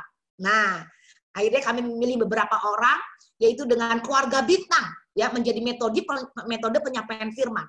Kenapa hal ini kami lakukan? Karena kami menyadari tidak semua guru bisa melakukan atau bercerita dengan kualitas yang sama. Oleh karena itu kami membuat video-video pendek dengan tokoh-tokoh tadi ini, keluarga bintang ya, petualangan keluarga bintang, sehingga anak-anak seru ya. Kami saat ini menggunakan kitab Kisah Para Rasul, tetapi kami kemas dengan para petualang ini, yaitu keluarga bintang. Next. Ya. Tema kami adalah bagaimana mengenal ini. Allah terus bekerja melalui anak pilihannya, dan keluarga bintang sebagai pengantar cerita untuk dalam setiap episode kami. Setiap minggu keluarga-keluarga bintang ini hadir menceritakan dengan berbagai macam metode. Dan kami juga bersyukur ada banyak teman-teman juga dari teman Saat ya, Pak Michael, yang juga menolong kami. Nah, di dalam program ini bukan hanya sekedar satu arah, saudara-saudara sekalian. Keluarga Bintang ini hanya sebagai pemanas, sebagai modal orang tua untuk berbicara tentang firman Tuhan di rumah. Jadi setelah anak-anak melihat ada acara anak begitu ya, anak-anak juga orang tua akan dikirim. Nanti saya akan jelaskan lebih lanjut. Dan ini adalah harta karun yang kami kirim 2 bulanan, saudara-saudara sekalian. Jadi peralatan ya sebagai modal, alat bantu vetok untuk anak-anak di rumah. Ada peta, ada buat games ya, ada kartu kembar dan lain-lainnya begitu ya. Nah, ini adalah kami buat dan kami kirim per 2 bulan sebagai harta karun anak-anak. Jadi buat seru, setiap minggu mereka cari harta karun begitu ya. Jadi waktu harta karunnya dibuat, mereka kemudian bisa main games dengan dengan orang tuanya. Nah, kami membaginya menjadi 2 bagian, yaitu ruang anak. Nah, ini ruang anak ya. Ruang anak itu adalah setengah jam pertama ada puji-pujian, kemudian ada cerita dari keluarga Bintang tentang kisah para rasul, dan kemudian setelah itu breakout room. Mereka masuk ke kelas mereka masing-masing untuk belajar vetok dengan guru-guru. Ya, kami guru-guru berbincang-bincang dengan anak-anak supaya anak-anak ketika di rumah berbicara dengan orang tuanya, mereka sudah tahu kira-kira bagaimana berceritanya. Ini namanya ruang anak, ya. Nah, ini kami selalu bilang pintu petualangan. Kami jadi selalu masuk ke pintu untuk masuk ke petualangan-petualangan. Dan yang berikutnya adalah ruang keluarga, saudara-saudara sekalian. Ya, ruang keluarga adalah seperti tadi ada satu kelas Zoom, begitu ya. Orang tua dengan anak duduk bersama-sama. Jadi menyaksikan satu kegiatan, tetapi tadi kami bukan lagi nonton. Tetapi kami berperan aktif di dalamnya, begitu ya. Jadi ruang keluarga itu orang tua dengan anak tadi setengah jam pertama, mereka juga tadi kembali keluarga Bintang menyampaikan firman Tuhan dan memuji Tuhan bersama-sama. Setelah itu setengah jam berikutnya adalah para orang tua dengan anak vetok berlatih untuk membicarakan tentang hal iman. Ya, berikutnya. Ya. Nah, saudara-saudara sekalian, tadi KTB pun menggunakan bahan yang sama, ya, yaitu kisah para rasul. Jadi ada pemantapan kelompok tumbuh bersama, ya. Jadi bentuk komunitas mentoring dari keluarga senior terhadap keluarga muda, begitu ya. Jadi mereka bikin seru-seruan, begitu ya. Dan mereka ini waktu berkumpul, mereka menggunakan kisah para rasul juga. Kami membuat bahan khusus untuk orang tuanya, sehingga orang tua dan anak belajar hal yang sama. Next. Ya. Nah, saudara-saudara sekalian, kami tidak hanya melayani tadi orang tua yang anak-anaknya usia SD, tetapi kami juga melayani TURA gitu ya, tunas remaja, yaitu anak-anak SMP atau kelas 7 sampai kelas 12, saudara-saudara sekalian. Nah, kami bersyukur para pembina TURA ini ya, karena mereka juga masih muda, mereka membuat acara yang cukup bervariasi melalui Instagram. Dan juga mereka melakukan hari Jumat malam itu kami melakukan temu muka ya. Jadi mereka main sama-sama ya. Firman Tuhan dikemas di dalam bentuk permainan dan di dalam firman Tuhan dalam kelompok kecil begitu ya, dan juga tadi setiap minggu ada devotion ya. Next ya, pembina-pembina bergiliran untuk memberikan devotion melalui chat di Instagram begitu ya. Jadi saudara-saudara nanti boleh mampir, boleh lihat bagaimana mereka mewawancarai gitu ya. Kemudian ada wawancara, ada saat teduh bersama-sama melalui Instagram. Ya, berikutnya. Ya, dan saudara-saudara sekalian, kami baru saja tadi TURA kami sekali lagi karena kami ini bukan hanya melayani anak-anak ataupun orang tuanya, kami juga melakukan pembinaan terhadap orang tuanya. Dan baru minggu lalu kami bekerja sama dengan Pak Antonius Tanan, kami bersyukur sekali orang tua dan anak-anak ya, remaja, ya, jadi orang tua dengan remajanya masuk ke dalam satu kelas, mereka belajar tentang profesi, gitu ya, khususnya untuk anak-anak SMA, sehingga waktu mereka memutuskan, waktu mereka mau masuk ke jurusan apa, orang tua bisa mendampingi anak-anak di dalam mencari pimpinan Tuhan untuk masa depannya, gitu ya. Jadi ada pembinaan orang tua dan remaja dalam bentuk karir, gitu ya, untuk mereka. Kami undang para profesional untuk mempresentasikan bagaimana mereka bekerja di dalam panggilan mereka dan bagaimana menolong anak-anak ini menemukan panggilan itu bersama dengan orang tua mereka ya. Nah, kira-kira saudara-saudara sekalian, inilah yang kami usahakan bersama-sama. Dan sekali lagi tadi kami melihat bahwa para pemimpin bersama-sama mengerjakannya, pengurus mau bekerja keras dan juga seluruh pelayan. Terima kasih Ibu Ana. Terima kasih Bu Yani. Jadi saudara-saudara, kita bisa melihat bahwa untuk melakukan perubahan ya, itu nggak gampang sebenarnya ya, tetapi kita bisa lakukan. Pemimpin harus bisa mengelola kerjasama tubuh Kristus, mengkomunikasikan krisis, ya, bukan menutup-nutupi. Memang kita lagi krisis, mengkomunikasikan, kemudian merubah paradigma itu yang sulit ya, merubah paradigma dari class based ke home based begitu ya, dari offline kepada online. Kemudian melangkah bersama dengan taat, percaya, dan berani menghadapi apapun juga. Serta siap untuk menghadapi kritik, kegagalan, dan menindaklanjuti evaluasi. Ya, kita banyak evaluasi dengan orang tua dan menerima kritik walaupun kuping panas, tapi nggak apa-apa, kita mau maju terus begitu ya.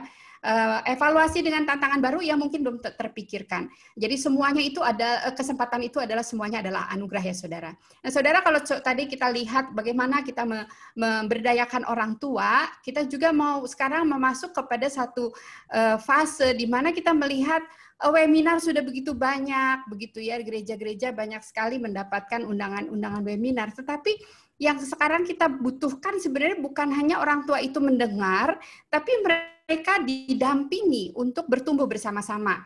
Nah, saudara, kami kolaborasi Yayasan Unike dan Saat untuk kolaborasi dengan gereja-gereja untuk coba ya kita melakukan pemuritan keluarga. Mungkin nggak sekomplit yang tadi saudara dengar, tetapi minimal ada langkah sederhana yang kita bisa lakukan, yaitu gimana nanti gereja-gereja akan membangun kelompok kecil keluarga. Ya, kalau saudara perhatikan di sini Unike Saat berkolaborasi dan kami sekarang kalau tidak salah sudah ada 12 gereja yang akan ikut serta di dalam program kompak ini dan diharapkan nanti dari gereja-gereja itu akan muncul di setiap gereja punya kelompok kecil keluarga kalau di Unike mungkin namanya KTB begitu ya, dengan harapan tahun depan kita bisa mempersiapkan anak-anak after pandemi, generasi after pandemi ini menjadi generasi harapan gitu ya. Dan ini kita akan bagikan visi misi ini di tanggal 12 September. Jadi gereja-gereja yang sudah mendaftarkan diri mengundang membernya atau fasilitatornya dan juga mungkin calon-calon pesertanya untuk ikut mendengarkan visi misi. Kalau ada yang masih ragu-ragu, ikut aja dulu, kemudian nanti setelah itu baru ambil keputusan. Nah, kemudian nanti Oktober November kita ada pembinaan fasilitator atau mentor atau family companion apapun namanya begitu ya. Dan Januari 2021 kita akan mulai ya. Jadi saya bagi 4 modul dari Januari sampai Maret, kemudian sampai Juni, mulai lagi Juli, sampai Oktober, kemudian sampai Desember gitu ya. Nanti bagaimana komitmen dari gereja-gereja itu akan penting sekali gitu ya. Jadi modelnya saudara di dalam kolaborasi pemuritan keluarga ini pengelolaannya agak berbeda dengan yang saudara dengar di Sahabat Kristus atau Unike karena ini konteksnya adalah konteks gereja gitu ya. Jadi kami akan ada pemaparan materi sekitar mungkin 30 sampai 40 menit saya dan suami saya dan mungkin beberapa dosen di Saat akan bawakan Pak Daniel Tanusaputra dan Ibu Mega. Kemudian nanti setiap gereja akan mempunyai fasilitator dan kelompok kecil. Jadi setelah pemaparan materi diharapkan nanti kelompok-kelompok ini akan masuk ke dalam Zoom gereja masing-masing ya. Jadi target pertumbuhannya saudara kami berharap targetnya adalah supaya orang tua bisa bertumbuh ya di dalam memperbaiki relasi diri Tuhan, pasangan, memiliki keterampilan dalam membangun relasi keintiman dengan Tuhan dan pasangan, memiliki konsep parenting berpusat pada Kristus, membangun gaya hidup keluarga yang berpusat pada Kristus, dan orang tua memiliki keterampilan mengajarkan mendidik anak dalam ajaran Kristus.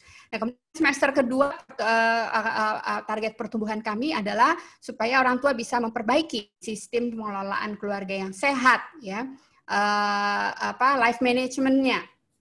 Kemudian orang tua juga memiliki konsep bagaimana membimbing anak kepada pertobatan, mulai mengerucut kepada hidup di dalam Kristus, pertobatan dan rekonsiliasi. Dan di akhir kami berharap dengan kelompok-kelompok ini, keluarga-keluarga mulai mempunyai satu kerinduan untuk benar-benar menjadi keluarga yang terlibat dalam pelayanan di gereja maupun marketplace dan terlibat di dalam pekerjaan misi, begitu ya. Jadi bukan hanya untuk kebutuhan diri sendiri. Jadi kira-kira bahan-bahannya dan jadwalnya kami bagi 4. Ya, dalam satu seri ini ada seri pengembangan diri orang tua. Nanti mungkin karena waktu nanti saya akan lebih detailkan di dalam 12 September nanti ya. Seri membimbing murid kepada Kristus, kemudian seri Grace Based Parenting, dan seri keluarga bermisi. Dan untuk jadwal pembinaan fasilitator, mengelola taman bersama di 10 Oktober, gaya hidup keluarga kerajaan Allah, integritas pribadi dan keluarga, dan upskilling sebenarnya mempersiapkan untuk modul-modul yang tadi itu dipadatkan untuk beberapa bulan menjadi satu pertemuan, nanti ada persiapan-persiapan. Dan kriteria fasilitator dan family companion kami berharap adalah orang-orang yang bersedia dimuridkan, mau memuridkan, membangun relasi pribadi dengan Tuhan, membangun pernikahan, dan keluarga yang berpusat pada Kristus, bertanggung jawab sebagai orang tua, dan mau menjadi bagian dalam rencana kerajaan Allah sebagai bagian dalam sebagai keluarga Allah, begitu ya. Jadi saudara, untuk manajemen gereja dan pendataan yang kami harapkan di dalam jikalau saudara ingin mulai pemuritan keluarga bersama-sama dengan kompak, bersama-sama dengan beberapa gereja. Yang pertama, sekali lagi saudara, dalam masa-masa ini sampai 12 September carilah orang-orang atau pasutri, pasangan suami istri yang terbeban untuk memuridkan ya. Kemudian nanti kita akan matangkan lagi bagaimana pendaftaran dan pendataan anggota. Kemudian yang saya juga ingin ingatkan saudara-saudara, setiap gereja perlu mempunyai Zoom atau aplikasi pertemuan kelompok kecil online gitu ya. Jadi itu yang bagian dari apa yang harus dilakukan oleh gereja. Bagian kami menyiapkan materi dan sistem, kemudian saudara menyiapkan beberapa fasilitas ini. Kemudian pemantauan sistem penggembalaan terhadap kelompok anggotanya itu juga saudara perlu pikirkan sistem penggembalaan. Kami sudah banyak sharekan tadi, Aweng sudah sharekan, Ibu Yani sudah sharekan. Saudara perlu merembuk lagi di gereja saudara masing-masing, kemudian bagaimana saudara nanti follow up evaluasi. Nah, saudara, saya berharap gerakan ini bukan hanya sekedar dikasih breng gitu ya, terus kita nggak tahu apa-apa gitu ya. Saya berharap ini ada evaluasi, ada pemantauan, karena itu kerjasama dengan SAAT, dengan mahasiswa. Saya berharap ada mahasiswa-mahasiswa yang juga mau membantu di dalam melakukan penelitian di dalam progresnya. Sehingga kita melihat apakah program ini meaningful, berguna untuk gereja-gereja, begitu ya. Jadi saudara, saya juga akan ingatkan 8 September akan ada bengkel guru. Jadi saudara perhatikan kalau di beberapa minggu ini kita menyiapkan guru, menyiapkan pemimpin, dan juga hari ini menyiapkan aktivis, begitu ya. 8 September Michael Sanders akan mengajarkan lebih teknikal lagi, lebih spesifik lagi, lebih praktis lagi bagaimana pembuatan animasi PowerPoint, dan nanti dia juga akan mengajarkan bagaimana membuat green screen gitu ya. Jadi saya ingatkan saudara, untuk 12 September webinar peserta kompak eksklusif ya. Jadi nanti lama-kelamaan kita nggak terlalu publik lagi, hanya orang-orang tertentu yang memang komitmen, yang memang mau mengerjakan ini sama-sama. Selama ini kita selalu publik, tapi nanti akan lama-lama mengerucut hanya orang-orang tertentu yang memang sangat terbeban, yang punya passion, yang punya komitmen, kita akan kerjakan sama-sama begitu ya. Oke, ya mungkin sekarang boleh Q&A dulu sebelum nanti pengumuman ya. Saudara-saudara boleh mengajukan pertanyaan baik kepada Bu Yani ataupun kepada Hendra, Aweng, baik melalui chat, mungkin boleh melalui chat, nanti kita akan serahkan kepada Aweng dan Yani untuk menjawabnya. Ya, jadi mungkin sementara ini sekali lagi saya mengingatkan saudara-saudara untuk yang belum mendaftar di 12 September boleh mendaftar untuk supaya apa yang kita dengar bukan hanya berlalu begitu saja ya, tetapi bisa dikerjakan ya untuk membangun tembok Yerusalem yang sudah runtuh ini karena pandemi. Jadi sekali lagi saudara-saudara, silakan yang mau mengajukan pertanyaan silakan menulis di chat. Mungkin sementara itu boleh di-sharekan pengumuman, James, sementara para peserta menuliskan pertanyaan. James boleh menunjukkan PowerPoint pengumuman dari saat. Ya. Jadi saudara, kami sekali lagi saudara sambil nulis pertanyaan di chat ya. Saudara, kalau saudara terbeban untuk membantu saat ya, karena memang saudara perhatikan saat itu banyak sekali membantu kita di dalam menyiapkan pemimpin-pemimpin. Saya sendiri sebenarnya volunteering mengajar di saat gitu ya. Dan juga apa yang saya bisa lakukan sebagai alumni ya, karena selama jadi mahasiswa saya banyak sekali diberkati begitu ya. Kayaknya nggak ada deh seminari lain yang gratisan gitu ya, kecuali saat banyak memberikan dukungan kepada mahasiswa dengan biaya studi yang sangat-sangat murah karena banyak donatur-donatur. Jadi saya merasa saudara selagi kita masih bisa ya memberikan dukungan kepada seminari, karena masa depan gereja dan sekolah Kristen juga ada di STT begitu ya. Jadi kalau saudara bisa dikasih kesempatan untuk mendukung, saudara berikan angka 3 di nominal saudara dari acara ini, dan kemudian boleh dilanjutkan James. Tanggal 3 September, saudara, sekali lagi ada saat online course untuk para pengkhotbah, Christ in All Scripture, Pendeta Paulus Surya, teman sekelas saya. Ya, Pendeta Paulus Surya akan menyampaikan saat online course ini. Lanjutnya, ada lagi? Ya, ini yang tadi saya sudah jelaskan untuk guru-guru sekolah minggu dan guru sekolah. Michael Sanders akan melatih guru-guru di dalam workshop online bengkel guru ya. Oke, silakan, sudah ada pertanyaan saya akan berikan. Jadi pasangan yang komit dari sebuah gereja akan melayani khusus pasutri dan anak di gereja lokalnya saja. Ya, untuk kompak ini kami berharap memang gereja yang menangani gitu ya. Jadi base-nya gereja. Kalau Unique kan para church ya, jadi di luar gereja. Kami berharap gereja yang bertumbuh, terbangun. Namun memang saya sangat menganjurkan saudara-saudara yang gerejanya mungkin nggak ikut serta, tetapi saudara sudah 17 sesi mengikuti Growing Kids God's Way. Ya, mungkin ada di antara saudara di sini, dan pasangan suami istri yang terbeban untuk memuridkan jemaat gereja lain, silakan mendaftar ya, silakan mengikutinya. Kami mungkin ada gereja-gereja yang kekurangan mentor gitu ya, mungkin saudara bisa membantu. Dan yang saya namakan family companion sebenarnya tidak harus menjadi fasilitator membawakan materi di dalam kelompok atau bagaimana, tetapi mendampingi keluarga-keluarga muda ini di dalam kehidupan mereka, di dalam kelompok, mengerjakan tugas-tugas sebagai keluarga Kristen begitu. Bagaimana mendaftar untuk program kompak, bagaimana prosedurnya? Tadi saya sudah kasih, mungkin Bun Hao bisa bantu masukkan bit.ly-nya di chat untuk tanggal 12 September. Jadi kalau gereja saudara mau mengikuti kompak ini, saudara daftar di 12 September.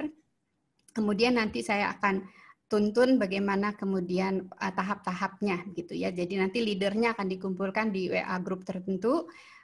Dalam minggu-minggu ini kami akan mengadakan rapat sebelum 12 September, dan nanti setelah itu ada pembinaan mentor.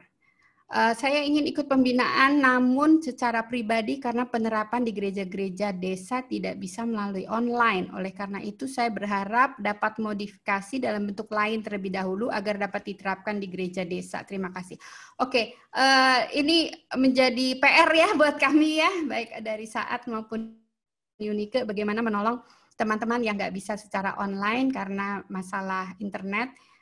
Perlu audio begitu ya. Nanti kami akan pikirkan ya Bu Yani ya, mumpung ada direktur operasional Unique ada di sini, mungkin kita bisa convert ke audio begitu ya.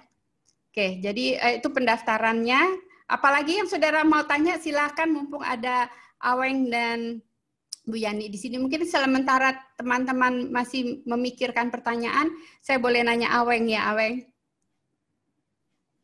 Hendra. Iya, Kau ya, Bu. ada di sini, ya.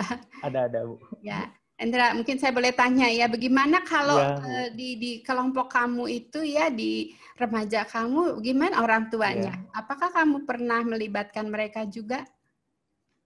Nggak semua orang tua bisa dilibatkan, Bu, karena kan memang mayoritas mereka belum percaya, tapi ada beberapa yang sudah percaya, tetapi mereka beribadah di gereja lain. Nah, kepada yang sudah percaya memang ada komunikasi, tapi tidak intens. Dalam arti ya memang komunikasi ya misalnya dalam hal bagaimana anak-anaknya. Dan beberapa orang tua yang saya ajak komunikasi kebetulan anak-anaknya udah baik-baik sih. Jadi ya memang kayak kita waktu itu sih dalam kondisi pandemi menanyakan keadaan kondisi keluarganya, Bu ya. Jadi misalnya kita gereja mau menyalurkan bantuan sembako, apakah dalam kondisi yang membutuhkan pekerjaan kena dampak atau enggak gitu. Ya. Ya, jadi saudara, saya merasa memang keluarga-keluarga di gereja perlu dimotivasi, didorong untuk membantu anak-anak yang orang tuanya tidak ke gereja ya, anak-anak yang tidak punya keluarga Kristen begitu ya. Bagaimana istilahnya spiritual adoption, mengadopsi secara rohani gitu ya anak-anak ini. Termasuk saya berpikir sebenarnya ya kelompok lanjut usia ya, pasangan suami istri yang sudah lanjut, yang sudah empty nester, anak-anaknya udah pada dewasa, mereka sebenarnya bisa menjadi family companion gitu ya. Kalau misalnya terbatas untuk tidak bisa memimpin kelompok sebagai fasilitator atau membawakan materi, tapi orang-orang yang sudah lanjut usia itu punya banyak hikmat gitu ya, punya banyak pengalaman yang bisa dibagikan ya. Tapi memang sekali lagi tetap walaupun sudah tua tetap butuh pembinaan gitu ya, supaya jangan sampai nanti ngarahnya ke sana kemari pakai paradigma yang lama begitu. Tetapi bagaimana tetap ikut pembinaan, tapi saya rasa itu penting ya. Dan ada lagi yang bertanya, silahkan ditulis chat. Nanti ada kelewatan Bu Ana. Apa beda fasilitator, family companion, dan mentor? Ya, jadi fasilitator itu memang lebih ke arah memimpin kelompok ya. Tapi saya berpikir family companion lebih ke arah dia mendampingi ya, mendampingi pasutri-pasutri yang muda ini di dalam kelompok. Mungkin dia tidak langsung mendeliver pertanyaan-pertanyaan, mengarahkan diskusi secara formal begitu ya, tetapi bisa mendampingi, menjadi rekanan begitu. Akan tetapi kalau kita punya fasilitator sedikit, mau nggak mau semua family companion adalah fasilitator. Ya, jadi saya berharap gereja-gereja sekarang ini mulai mencari ya orang-orang yang bisa dibina supaya kita punya cukup banyak orang-orang yang bisa mendampingi keluarga-keluarga muda. Mana ada yang angkat tangan? Ya, mana tangannya? Oh, Pak Junior Sangande bisa di. Terima kasih, Bu. Nama saya Junior. Saya tertarik dengan kompak. Di gereja saya kami punya kelompok untuk lansia, juga kelompok untuk remaja dan pemuda dan anak sekolah minggu. Kami sementara pemerintahan ini selama 3 tahun. Kemudian kami punya juga komunitas. Yang pertanyaan saya, apa gereja saya bisa ikut dengan 3 komunitas untuk keluarga dengan anak-anak, kemudian kelompok remaja dengan anak sekolah minggu, dan kami juga punya komunitas di luar gereja. Mereka membina anak-anak pemungut sampah. Apa mereka bisa juga ikut dalam kegiatan kompak ini, Bu? Terima kasih. Ya, memang kita nggak bisa melakukan semuanya ya. Jadi sekali ini kita memang fokus kepada keluarga atau pasangan suami istri yang punya anak kecil sampai remaja. Ya, orang tua pasangan suami ya mungkin orang tua tunggal ya, orang tua tunggal juga ada, pasangan suami istri dan orang tua tunggal yang mempunyai anak kecil dan yang punya anak remaja. Jadi yang dewasa, pemuda ataupun lansia bukan menjadi orang yang dilayani gitu. Sekali lagi tadi saya katakan kalau ada jemaat-jemaat lanjut usia yang cukup matang, ya, yang saudara pikir cukup matang dan memenuhi kriteria, bisa diminta untuk ikut menjadi pembina, menjadi fasilitator atau menjadi family companion begitu. Yang lainnya mohon maaf, kami belum nggak bisa mengerjakan semuanya. Kita mesti fokus dulu untuk ini dulu. Saya yakin nanti kalau satu batch ini sudah selesai, ya pas kita Desember kita berbicara tentang keluarga bermisi, itu kekuatan gereja akan lebih lagi. Karena itu kayak menggulung ya, kayak bola salju. Makin lama menggulung. Kalau kita langsung brok banyak, ya kita nggak fokus. Sekarang kita fokus ke hal yang sedikit dulu, yang kecil dulu, nggak banyak mungkin dari satu gereja, palingan mungkin beberapa pasang, nggak apa-apa. Ya, tetapi orang-orang yang benar-benar komitmen, orang-orang yang sungguh-sungguh, ya jangan keluar masuk begitu ya, tetapi emang punya passion di situ, punya hati di situ. Seandainya saudara tidak punya, Bu, nggak ada, Bu, ya udah, artinya saudara sendiri ya, yang ikut gitu dengan pasangan saudara, ikut sebagai family companion atau fasilitator, dan nanti mencari peserta ya, peserta yang dibina. Mungkin itu pun nggak banyak, nggak apa-apa. Saya sendiri memulai dengan kelompok yang sangat kecil. Salah satunya Bu Yani di dalam kelompok saya, di kelompok kami waktu anak-anak masih sangat kecil ya. Tapi kemudian menggulung begitu luar biasa, saudara. Jadi itu sebabnya kami bersemangat untuk berbagi pada gereja. Karena ini sebenarnya tugas gereja sih ya, yang harus dilakukan. Ya, ada pertanyaan lagi? Ada, apakah family companion juga harus mengikuti semua kelas pelatihan sepanjang tahun? Ya, harus.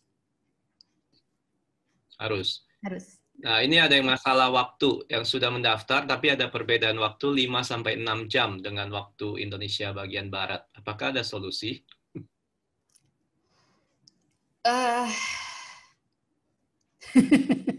Solusinya ya. Rekaman. Nanti mungkin kita bicarakan itu di rapat ya, untuk rapat, hal-hal ya. teknis. Ya. Kita bicarakan di rapat leader. Saudara jangan takut dengan 1 tahun. Ya, makanya saya bagi 4 modul. Saya pikir 1 modul dulu, nggak apa-apa. Ya, 1 modul dulu dikerjakan, bukan berarti komitmen harus 1 tahun gitu ya. Jadi saudara bilang sama mentor, 1 modul dulu, jadi 5 kali pertemuan gitu ya. Nanti mereka bisa lihat apakah mereka menikmatinya dan mereka bertumbuh dan mereka mau melanjutkannya. Ya, karena setiap untuk keluarga zaman sekarang itu kalau disuruh komitmen kepanjangan takut. Jadi 1 modul aja dulu. Ada lagi? Bun Hao bisa bantu saya. Ya, ini yang Pak Panjang. Selamat malam, Bu. Apakah breakout kelompok kecil setelah pemaparan materi 45 menit pada sesi kompak itu bersifat pilihan? Maksudnya apakah memungkinkan jika gereja kami bertemu kelompok kecil di lain hari? Jadi setelah sesi 45 menit, udah bisa live meeting. Karena ada melakukan kelompok kecil di salah satu program gereja. Tentu bisa. Karena itu kami, saya susunnya itu nggak tiap minggu ya. Berarti every other week sebenarnya saudara bisa melakukan sesuatu yang sesuai dengan konteks gereja saudara masing-masing. Ya, jadi waktu yang saya sediakan itu adalah komitmen kami, ya komitmen saya dan suami, dan saya terus terang sih saya belum ngajak yang Unike ya, tapi sekarang saya umumin. Ya, komitmen kami untuk memberikan waktu itu, tapi saya berharap saudara sendiri ya, gereja-gereja yang menjaga komitmen saudara ya. Jadi itu yang akan menentukan sebenarnya. Jadi setelah kami berjalan sekian tahun ya, saya sering bertanya-tanya kenapa ya kita bisa berjalan begitu. Semua menjawabnya sama ya, teman-teman yang sudah melaluinya mereka menjawabnya sama, komitmen.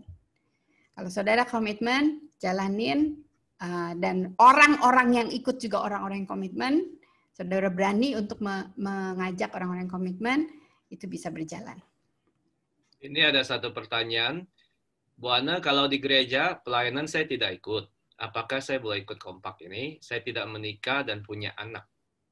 Saya tidak menikah dan punya anak, bagaimana maksudnya? Ini tulisnya begitu ke saya, atau ada salah? Saya tidak menikah. Oke. Oh, tidak punya anak, salah tulis. Tidak menikah. Saya juga kaget. Atau bisa juga sih, kalau adopsikan ya. Bisa. Tidak menikah dan tidak punya anak. Mungkin tempatnya bukan di sini kali ya. Anda bisa ikut bantu di bagian anaknya. Jadi mungkin nanti tanggal 8 September mau ikut di Bengkel Guru, jadi guru untuk anak-anak. Karena bagi yang orang-orang seperti ini sangat dibutuhkan untuk supporting di bagian anaknya. Memang Kompak belum nyampe ke ruang anak sih ya. Tapi kalau gereja-gereja saudara mau masuk ke seperti yang Ibu Yani tadi sampaikan, para pemuda, pemudi, dan juga saudara-saudara yang tidak menikah tapi punya beban untuk pelayanan anak dan keluarga, bantulah di situ. Karena pelayanan anak yang kami maksudkan bukan hanya anaknya saja, tetapi bagaimana anak dan keluarga itu nyatu. Nah, itu butuh orang-orang yang punya banyak waktu ya, butuh para single, kemudian saya mau ngomong apa tadi lupa. Ya, orang-orang yang punya beban untuk pelayanan anak. Ya, termasuk juga sebenarnya pasutri-pasutri yang terbeban double ya, punya komitmen double, itu juga sangat dibutuhkan untuk membantu di bagian anaknya. Ibu Yani salah satunya, ya dia bukan double, triple, quadruple di mana-mana. Oke. Ada lagi yang mau bertanya? Kalau pasutri sudah menikah dan belum punya anak, bisa ikut. Sudah menikah dan belum punya anak. Pasutri sudah menikah, belum punya anak, boleh ikut. Okay. Karena kami akan membahas masalah pernikahan. Namun waktu kami membahas tentang anak, ya dengarkan saja dulu, mempersiapkan nanti Tuhan memberikan anak. Boleh ikut. Ya, baru menikah, belum hamil pun nggak apa-apa ikut. Ya.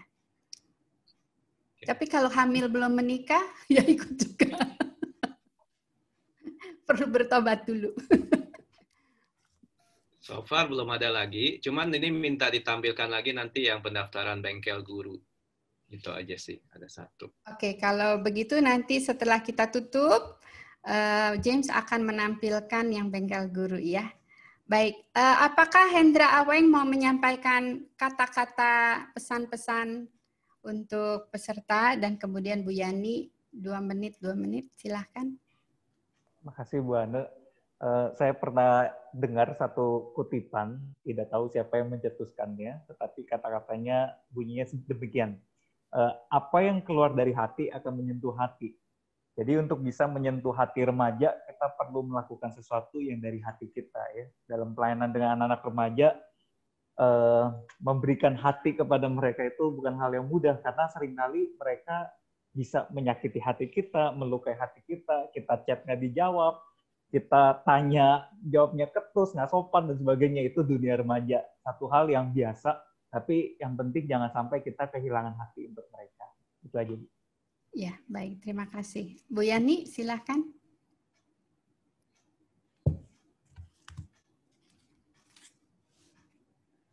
Bu Yani masih ada? Oke. Ya. Ya, saya merasa bahwa persoalan itu ada yang membuktikan kita hidup dan sedang melawan arus. Jadi jika ada persoalan yang ada, asal kita yakin Tuhan ada di depan, marilah kita berfokus kepada bukan persoalannya, tetapi jalan yang sudah Tuhan sediakan di depan, supaya kita bisa terus bersemangat. Dan zaman ini saya bersyukur sekali untuk saat, karena ada kolaborasi ya, rasanya sangat kelelahan kalau kita berjalan sendirian. Tetapi dengan bergandengan tangan, gereja Tuhan boleh menjadi berkat di berbagai tempat, khususnya di Indonesia ini. Terima kasih, Bu Ana. Ya, baik. Saudara, marilah kita berjuang untuk tidak kalah terhadap pandemi. Tetapi kita memanfaatkan segala sesuatu yang ada, yang Tuhan berikan untuk memenangkan banyak jiwa. Dimulai dari jiwa orang-orang yang ada di dalam rumah kita sendiri, di dalam gereja kita, kemudian kita bertempur sama-sama untuk memenangkan lebih banyak jiwa bagi Kristus. Mari kita berdoa. Tuhan, kami sangat bersyukur pada hari ini kami boleh menyatukan hati sebagai gereja-gereja Tuhan, aktivis-aktivis pelayan-pelayan Tuhan. Kami sangat mencintai Tuhan karena Tuhan mencintai kami. Dan kami mau memakai hidup kami yang kami tidak tahu sampai berapa lama, semaksimal mungkin kami mau berjuang untuk memuridkan keluarga-keluarga, khususnya anak-anak, remaja yang ada di dalam keluarga-keluarga Kristen yang saat ini mereka membutuhkan bimbingan dari orang tua mereka yang sudah terlebih dahulu dimenangkan dan sudah terlebih dahulu menerima banyak berkat-berkat Tuhan. Kami berdoa memohon pimpinan Tuhan, kami tahu ini adalah pekerjaan yang besar, tetapi kami tidak takut karena kami tahu kami berperang bersama-sama dengan Tuhan dan Tuhan yang berperang untuk kami. Terima kasih untuk hari ini, terima kasih untuk teman-teman dari berbagai gereja yang sudah hadir, dan kami berdoa supaya ada gerakan yang baru di setiap gereja dimanapun berada, di Indonesia dan di luar Indonesia, di mana saja. Kami berdoa di dalam nama Tuhan Yesus Kristus. Amin.